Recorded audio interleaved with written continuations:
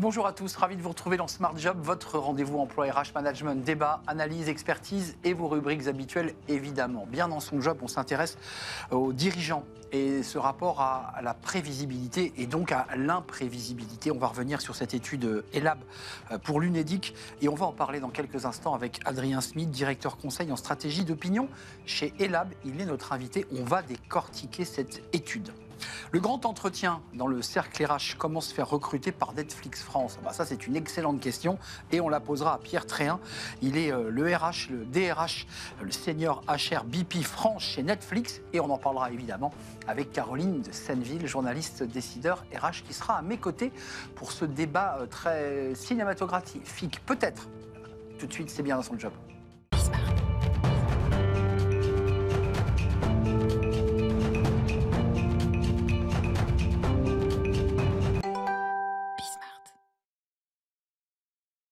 Bien dans son job pour parler de l'imprévisibilité des dirigeants. Alors c'est ce rapport à la fois au temps, à l'inquiétude, au contexte économique en France, mondial. On va en parler et c'est vrai que le climat est incertain. On en parle avec vous, cher Adrien Smith. Ravi de vous accueillir. Bonjour, merci de m'inviter. Vous êtes directeur conseil en stratégie d'opinion chez ELAB. Alors ELAB est connu aussi pour ses sondages politiques, évidemment. Et vous avez, à la demande de l'UNEDIC, porté cette étude passionnante sur l'imprévisibilité des dirigeants. 400 chefs d'entreprise interrogés. 400 dirigeants d'entreprise représentatifs du tissu économique français, selon la taille et le secteur d'activité. Et les résultats sont assez clairs pour les dirigeants aujourd'hui. 3 sur 4 qualifient l'environnement dans lequel évolue leur entreprise d'imprévisible. Mais ce qui est peut-être encore plus significatif, c'est la dynamique temporelle de cette incertitude. Parce qu'on le sait, un dirigeant d'entreprise, un entrepreneur, est confronté à l'incertitude de tout temps. Mais ils nous disent... Oui, c'est le propre de l'entrepreneur. C'est le propre de l'entrepreneur. Mais quand même, plus d'1 sur 2 nous dit que ce contexte, il est nettement plus imprévisible qu'avant la crise de Covid. Et surtout, si on se projette un peu dans l'avenir, 2 dirigeants sur 3 nous disent que cette incertitude, elle est amenée à durer. Elle est amenée à durer dans le temps. Donc on voit que pour les dirigeants, c'est un changement de paradigme, c'est la nouvelle normalité avec laquelle ils doivent composer.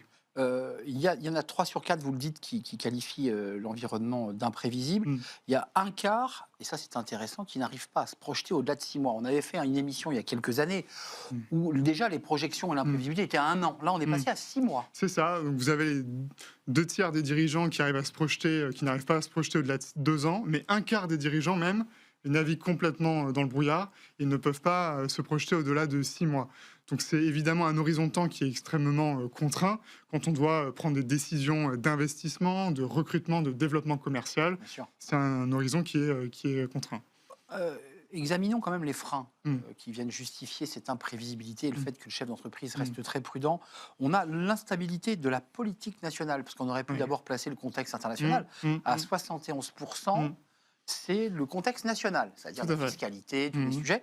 Et en 2, l'inflation, à 60%. Oui. Alors, il y a beaucoup de facteurs, évidemment, qui pèsent sur l'incertitude. Mais le premier, vous l'avez dit, c'est effectivement l'instabilité politique nationale. 7 dirigeants sur 10 nous disent que ça pèse sur leur capacité à décider et à prévoir. Donc là, évidemment, on pense aux changements normatifs, de réglementation, de fiscalité, avec une Assemblée nationale, qu'on le sait, divisée. Ça pèse au moment du budget, du vote du budget, par exemple. Je précise que c'est seulement 46% qui estiment que l'un des freins, c'est le contexte et les conflits géopolitiques. Vient ensuite, effectivement, les conflits géopolitiques, l'inflation aussi, qui perturbe 6 dirigeants sur 10. Et puis, vous avez d'autres facteurs d'incertitude, les plus classiques, les nouvelles attentes des consommateurs, les nouvelles attentes des salariés, mais aussi, pour un dirigeant sur 4, les mutations en toile de fond du monde du travail, vieillissement de la population, intelligence artificielle, mais aussi transition écologique, et puis les risques cyber qui inquiètent un dirigeant sur 4, notamment dans les grandes boîtes. Donc vous voyez, il y a beaucoup de facteurs qui pèsent sur l'incertitude, mais moi ce que je retiens vraiment, c'est que ce qui pèse le plus sur l'incertitude côté dirigeant, ce sont les facteurs sur lesquels ils n'ont pas de prise, ils n'ont pas le contrôle, la maîtrise. Oui, encore que 71% considèrent que la politique nationale, je me dis qu'on peut quand même peut-être faire quelques efforts. On a un peu de prise, peut-être. Enfin, l'élection présidentielle réglera peut-être quelques sujets. J'en sais rien. 2 sujets importants dans votre étude. Le maintien du niveau d'investissement. Il faut préciser que dans ce climat d'incertitude, ils maintiennent leur niveau d'investissement. Ça veut dire que dans l'incertitude, ils restent optimistes. Ils restent relativement optimistes pour l'avenir, mais parce qu'ils ont déjà réduit l'investissement l'année écoulée. En fait, face à cette incertitude, les dirigeants arbitrent et le maître mot, c'est la prudence. Ils ont arbitré sur 3 leviers. Le premier, ils identifient davantage les risques qui peuvent peser sur leur entreprise. 7 dirigeants sur 10 le font plus qu'avant. Le deuxième levier, c'est évidemment la maîtrise des coûts. Oui. 6 dirigeants sur 10 ont reporté ou réduit leurs investissements, ou alors ils ont tout simplement modifié leur prix de vente, ils ont renégocié des contrats fournisseurs. Et puis le troisième levier, c'est évidemment les ressources humaines. 84% des dirigeants, lors de l'année écoulée, ont agi sur ce front-là. C'est quasiment la totalité d'entre eux. Donc c'est un dirigeant sur 2 qui a renoncé, reporté des recrutements, qui a supprimé des postes ou qui a renoncé à former ses salariés. Pour terminer cette étude, véritablement qui est une photographie je dirais, de la psyché et de la stratégie des dirigeants, leur morale. Ça, c'est intéressant parce que globalement, prudent et déterminé, mais on voit quand même, et notamment dans les TPE, ça ressort beaucoup, fatigués, stressés, un peu à bout de souffle. Effectivement, on le voit, leur état d'esprit est très contrasté. Certes, il reste de la détermination et de l'optimisme qui encore l'emporte sur le pessimisme pour une large majorité de dirigeants, et il en faut pour diriger une boîte aujourd'hui. Quoi qu'il arrive. C'est vrai, mais c'est vrai que derrière cette façade, il y a la pression, la fatigue et le stress qui est ressenti par 6 dirigeants sur 10. Et en fait, ce qui est intéressant, c'est qu'on voit que lorsque l'incertitude dure, lorsqu'on a le sentiment que l'incertitude va durer, se prolonger dans le temps, c'est là où on est davantage sous pression et stressé. Donc c'est pas tant l'incertitude qui stresse, qui fragilise les dirigeants, mais c'est le sentiment qu'on ne va pas en voir le bout, qu'on ne va pas voir la lumière au bout du tunnel. Sans faire de métaphore rapide, c'est un peu l'effet canicule.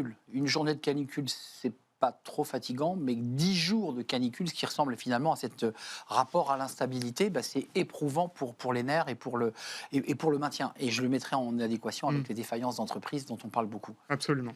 Merci Adrien Smith d'être venu nous éclairer sur au-delà de l'imprévisibilité, je dirais le moral des dirigeants et leur action, à la demande d'ailleurs de l'UNEDIC, qui est une étude UNEDIC sur 400 chefs d'entreprise et dirigeants, directeur conseil stratégie opinion chez Elab. C'est un vrai plaisir de partager ce moment avec vous. Merci à vous. On tourne une page. On s'intéresse au DRH de Netflix. C'est un grand entretien. Alors c'est un métier évidemment Netflix qui fait rêver, plateforme de cinéma, de films que vous regardez probablement régulièrement. Comment on recrute? Comment ça marche chez Netflix, c'est-à-dire en coulisses derrière l'écran? Et bien justement, on accueille le DRH de Netflix.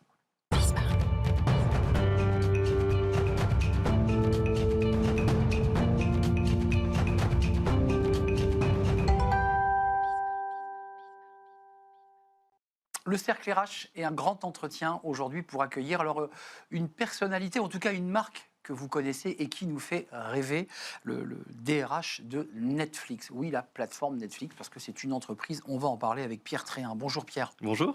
Ravi de vous accueillir. Vous êtes le HR BP France et Italie depuis quelques heures maintenant. Ouais, directeur talent Italie et France. Donc, vous élargissez votre champ d'action chez Netflix, plateforme américaine, Netflix France. Et puis est avec moi Caroline de Senneville. Bonjour Caroline, journaliste, décideur RH. Caroline, peut-être comme la tradition le veut dans notre émission, quelques mots peut-être sur le contexte global de Netflix.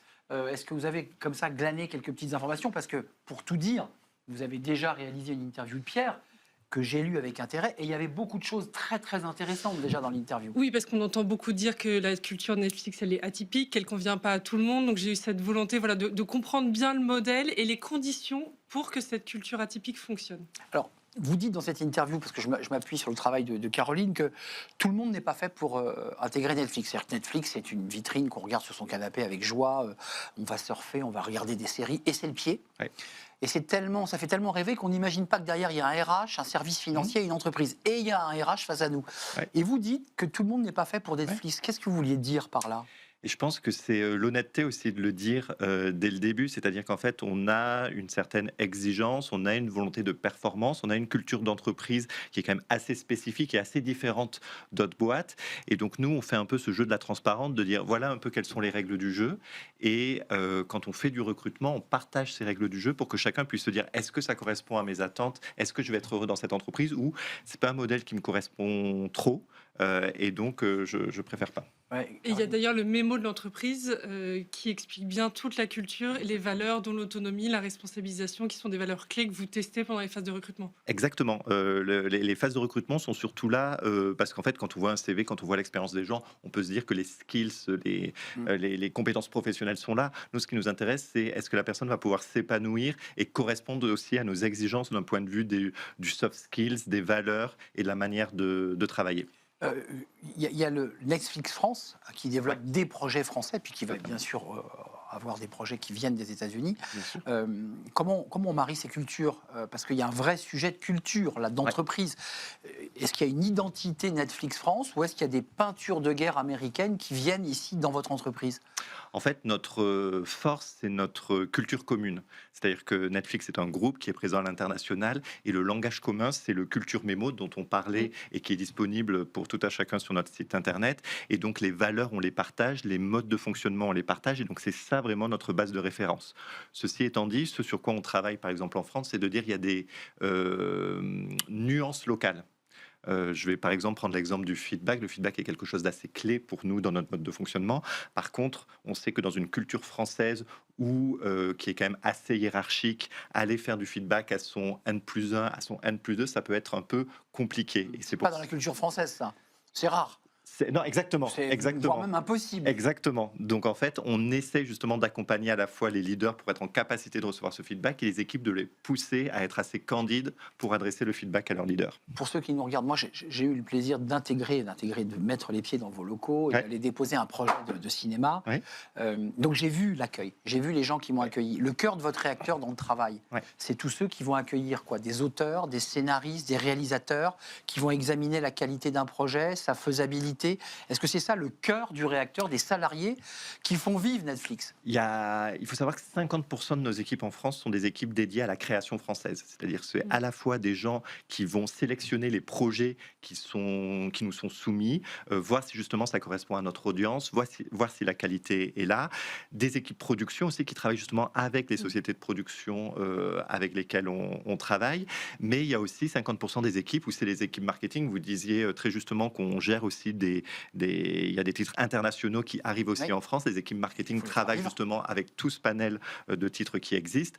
Et vous l'évoquiez aussi, on est une entreprise, donc il y a un service RH, il y a un service financier, un service légal, donc toutes les fonctions que l'on connaît aussi dans d'autres entreprises. Mais, Caroline. Je voulais revenir sur un point qu'on évoque souvent, qui est le sens au travail, l'autonomie et la capacité à prendre des décisions, qui est assez importante pour vous. C'est ce que vous évoquiez dans notre interview. Concrètement, comment ça se traduit, comment ça s'organise pour les collaborateurs? C'est quelque chose qui est très important pour nous et qui est qui n'est pas nécessairement dans la culture française, qui est le fait, en anglais on dit informed captaincy, le capitaine informé, c'est-à-dire qu'on va identifier les personnes qui sont capables de prendre des décisions parce qu'ils sont experts de leur domaine, et ces personnes-là, on va leur faire confiance pour prendre des décisions sans que nécessairement on ait besoin de faire remonter à la hiérarchie ou à des comités qui vont en fait ralentir la prise de décision et minimiser l'agilité dont on a besoin.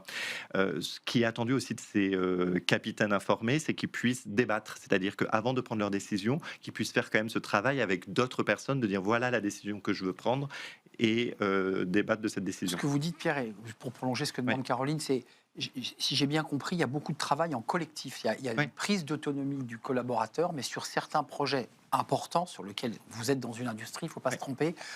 Vous vous mettez, je dirais, presque en cercle, en rond, et on débat. Ça se passe comme ça? Exact. En fait, c'est trouver la bonne balance entre l'individuel et le collectif. Et les gens sont responsabilisés, ils sont autonomes sur leur prise de décision. Par contre, il y a ce travail justement collectif et ne pas rester dans son couloir de nage tout seul pour justement bien donner de la visibilité sur les décisions qui sont prises. C'est ça que vous expliquez aux collaborateurs quand ils arrivent. Ils ne seront pas dans un bureau fermé à visionner des films et à recevoir des gens. C'est pas ça, Netflix. Pas du tout, pas du tout. Il y a cette notion, on peut penser, voilà, une culture américaine qui est très individualiste.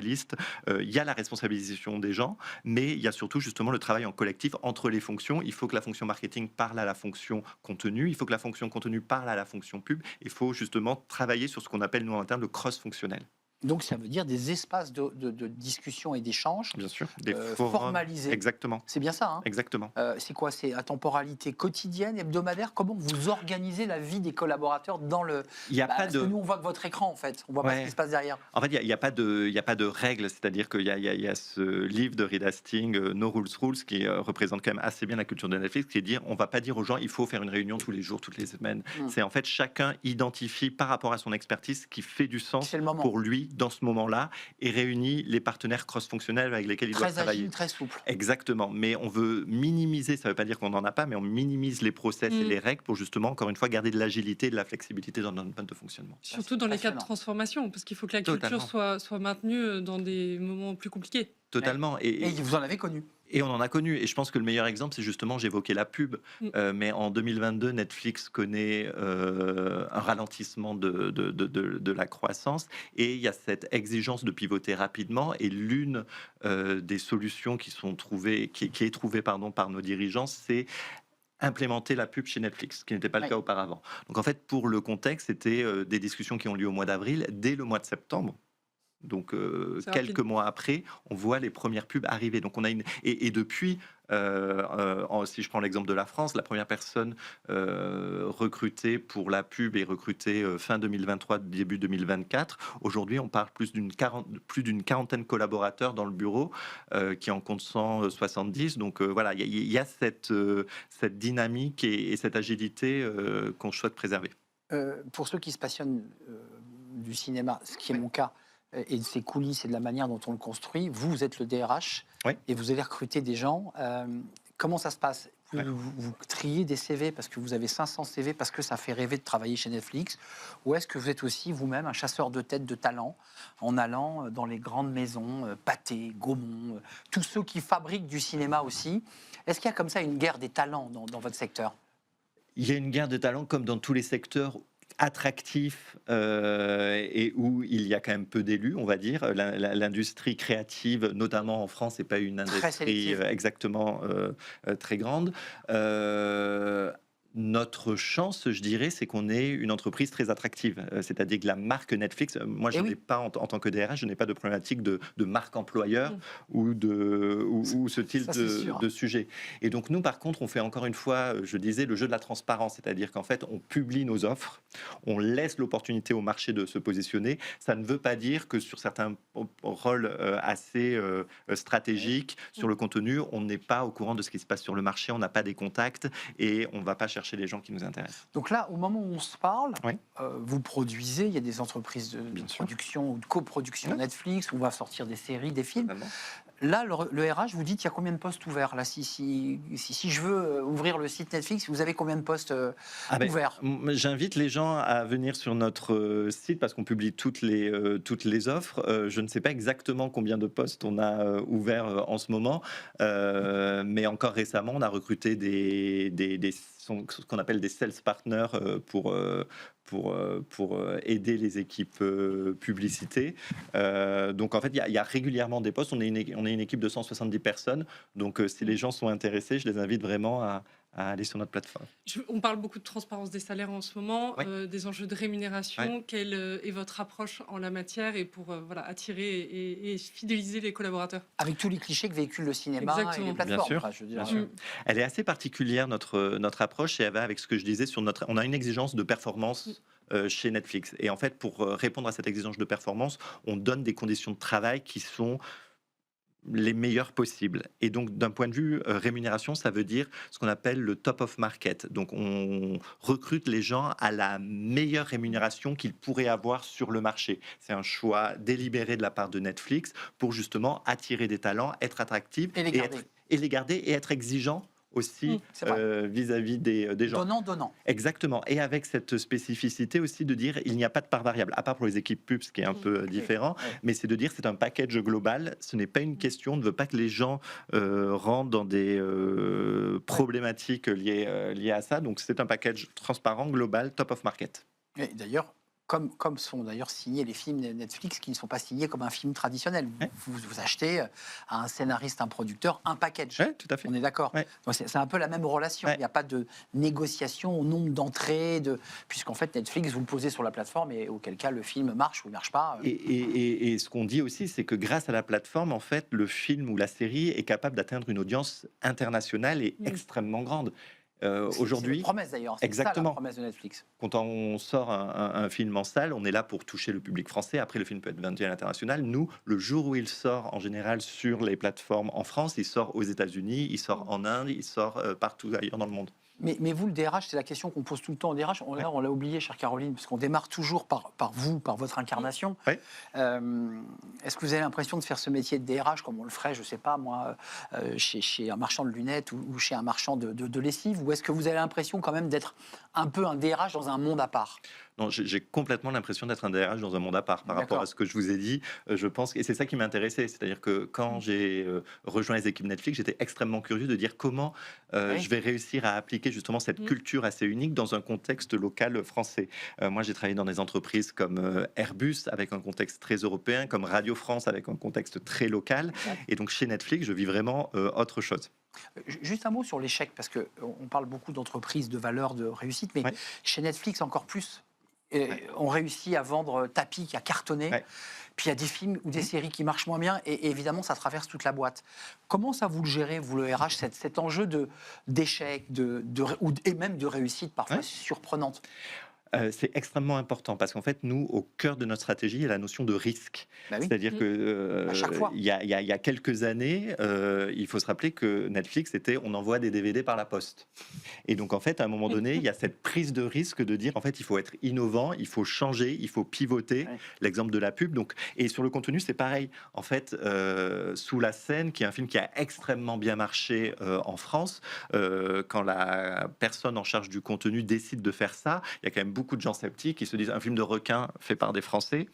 Dans les forums, dans vos forums de réunion, même en interne, dès le départ. Dès le départ. Donc il doit se battre pour vendre son projet. Exactement. Et c'est ça la pugnacité, c'est ça la prise de risque qu'on souhaite valoriser. Et au final, l'un des plus gros succès de l'année 2024 sur la plateforme Netflix. Donc ça c'est une réussite. Comment on traverse un échec? Comment on accompagne des salariés, des collaborateurs qui, à chaque fois qu'ils ont un producteur en face d'eux, jettent une pièce? Ils croient au projet, mais ils ne sont pas sûrs que ça marche. Et c'est beaucoup d'argent sur la table. Et c'est beaucoup d'argent et c'est l'intentionnalité, c'est-à-dire être très au clair dès le début pourquoi on prend ce risque, pourquoi on fait ce pari. Et en fait, on ne va pas venir montrer du doigt la personne qui a un échec, on va essayer de comprendre avec elle qu'est-ce qui a fait qu'elle a voulu prendre ce risque et qu'est-ce qu'elle retire de l'échec qu'elle a vécu. C'est ça pour nous qui est important. C'est qu'est-ce qu'on peut en retirer plutôt que de pointer du doigt. Et donc on rend les gens très responsables de dire si tu fais ce risque avec l'argent qui est en jeu, il faut que tu sois très conscient de pourquoi tu le fais. C'est ce qui m'a beaucoup marqué dans l'interview quand on s'est rencontrés, c'est que c'est vraiment tout un écosystème qui s'équilibre en fait. C'est loin des clichés qu'on peut avoir de la culture Netflix où on peut prendre une brique, on la met dans notre entreprise et ça fonctionne. Non, c'est vraiment un jeu d'équilibriste permanent. C'est fondamental ce que vous dites parce qu'en fait c'est le risque de certaines entreprises qui se disent il y a cet aspect de la culture Netflix qui est intéressant, qui vont se l'appliquer. On a beaucoup parlé justement des congés illimités par exemple, qui peuvent être très attractifs et se dire c'est intéressant. Mais s'il n'y a pas cette culture de la responsabilité, l'exigence en termes de performance, ça peut partir un peu dans tous les sens. Donc c'est pour ça que c'est vraiment trouver cette balance, et cette balance, elle existe grâce à l'ensemble des dispositifs qu'on met en place. Il ne faut pas en prendre un parce que tout se déséquilibre. Et avec l'exemplarité attendue des managers qui sont accompagnés aussi au quotidien dans ce pilotage. C'est quelque chose qui est extrêmement clé dans toutes les structures, mais notamment chez Netflix, justement, on demande aux managers d'incarner la culture Netflix. C'est pas juste moi en tant que DRH qui dois avoir mon petit culture mémo et chacun est l'ambassadeur de la culture. Exactement, chaque salarié, mais notamment les people leaders. C'est pour ça qu'on les forme aussi sur ces aspects-là, parce que c'est eux qui doivent incarner. Je parlais du feedback. Si un manager justement est très en pushback, pardon pour l'anglicisme, mais sur le feedback qu'il reçoit de son équipe, l'équipe n'osera plus faire du feedback à son manager. Donc il faut qu'il se prépare aussi. Donc il faut qu'il se prépare, il faut qu'il soit ouvert, il faut qu'il soit attentif justement à ce qui se passe. Et vous faites des feedbacks au N+1 plus haut, là, au-dessus de bien votre tête? sûr. Moi aussi, j'ai ce devoir d'exigence. Et alors, ça se passe bien? Ça se passe, mais regardez, Vous êtes là. je suis encore là avec vous. Donc, Non, mais ça je se veux dire, passe dans bien. la culture française, c'est pas simple d'avoir un Non. supérieur hiérarchique et d'utiliser les bons mots, le bon tempo, la bonne Totalement. manière de dire les choses, parce qu'il y a aussi la façon de le dire, Exactement. et de s'adapter à la personnalité de l'autre, malgré tout. Et là encore, en fait, c'est beaucoup ce que je rappelle aux équipes, c'est de dire en fait, il y a toutes les réponses dans le culture mémo. Et par rapport au problème que vous évoquez, on parle justement de assumer la bonne intention de la personne. Et donc en fait, quand je fais par exemple du feedback à mon manager qui se trouve dans un autre pays, qui se trouve aux Pays-Bas, ce qu'il faut, c'est qu'il pense à la bonne intention qu'il y a derrière. Et si le mot n'est pas exactement le bon, ce n'est pas là la problématique, c'est comprendre le message et l'intention qu'il y a derrière le feedback que je donne. C'est très important ce que vous dites. C'est l'âme que l'on met dans la phrase. Exactement. Et ça veut dire qu'il faut qu'il y ait un minimum de complicité entre vous et votre manager. Exactement. Et d'adresser les choses assez directement. C'est-à-dire que s'il y a une incompréhension ou s'il y a quelque chose d'un peu du malentendu, il faut l'adresser très vite. C'est ce qu'on appelle le feedback direct. Ce qui correspond à l'un de vos éléments du mémo, c'est les personnes avant les process. Tout à fait. C'est aussi quelque chose qui est très important, c'est-à-dire que vu qu'on veut responsabiliser les gens, on veut pas que les gens se cachent derrière des process. Et vu qu'on essaye de recruter les meilleurs, on fait confiance au jugement des personnes pour pas qu'on ait besoin de trop de process. Quand vous dites on recrute les meilleurs, c'est-à-dire vous croyez à la marque Netflix comme étant un outil d'attractivité des meilleurs. C'est ça votre sujet? On croit à la marque, on croit aussi que de bonnes conditions de travail nous permettent de recruter des personnes que l'on souhaite. D'ailleurs, avant de nous quitter, on parlait de ces congés illimités, parce qu'on en a souvent parlé sur ce plateau, indépendamment de Netflix, vous faites partie de ceux qui ont... Comment ça a marché? Comment ça a fonctionné? Quel est votre feedback sur ces congés illimités? On a tiré sur la corde, on les a utilisés, on les a pas bien utilisés? En fait, c'est responsabiliser les gens et les prendre pour des adultes. C'est-à-dire qu'à partir du moment où on fait confiance, où on part d'un postulat de confiance, ça fonctionne. À partir du moment où on a une exigence de performance pour les gens, ils vont pas être justement dans essayer de manipuler le système. Et s'ils le sont, on aura aussi des conversations. On ne s'interdit pas d'avoir des conversations très directes et très franches avec les collaborateurs. Donc en fait, ça va dans les deux sens. Et je pense que tout le monde a une responsabilité dans cette histoire. Attendez, pour qu'on y voit clair, ça veut dire la possibilité de prendre des congés qui ne durent pas 15 jours, mais un mois, si je le souhaite. Oui, mais toujours en discussion avec son manager. Et si, par exemple, on sort une série, on sort un film et que la personne décide de partir en congé, qui est responsable de ce film ou de cette série, décide de partir en congé, il y a un problème. On est d'accord. On n'a pas ce problème-là parce que le fait qu'on recrute des personnes qui sont engagées et passionnées par ce qu'elles font fait que les choses s'équilibrent de manière assez bien. Donc c'est pour ça que c'est vraiment un système global. Donc Pierre, vous nous dites, on met le coup de collier comme des fous sur une série parce qu'il faut tout donner, il faut tout engager. Voilà. Ensuite... Voilà. En accord avec le manager, Exactement. c'est le modèle du cinéma. J'ai besoin de souffler aussi. Et c'est la notion de jugement qui est aussi très présente, faire preuve de bon jugement quand on poste ses congés, quand on prend une décision business. En fait, c'est travailler un peu comme si c'était notre entreprise, être responsabilisé. Exactement, chacun est entrepreneur de lui-même et travaillant dans cette grande et belle entreprise qui est Netflix. Combien de collaborateurs d'ailleurs, on ne l'a pas dit? 170. 170 en France. Je rappelle que vous êtes le HR France, mais aussi Italie. Et vous allez avoir aussi, évidemment, du recrutement à faire en Italie, j'imagine. Bien sûr. Merci d'avoir pris un peu de temps, beaucoup de temps même, cher Pierre Tréhin, d'être venu nous rendre visite sur le plateau de Smart Job. Merci à vous, chère Caroline. C'est grâce à vous, parce que vous aviez fait cette interview pour Décideurs RH. C'est un vrai plaisir. Et puis, je vous souhaite de belles vacances, chère Caroline. L'été ? Parce que, évidemment, c'était la dernière de la saison. C'était un vrai plaisir de la partager avec vous, évidemment. Merci, Pierre, de nous avoir rendu visite. Netflix, bon, évidemment, comment faire? Tout le monde connaît. Merci à vous. Merci aux équipes. Merci à Nicolas Juchat, évidemment, que je salue, à qui je souhaite de très belles vacances. Merci à Charles à la réalisation. Et merci à Fabien au son aujourd'hui. Merci à vous pour votre fidélité et des belles audiences. Merci et je vous dis à très bientôt. Bye bye.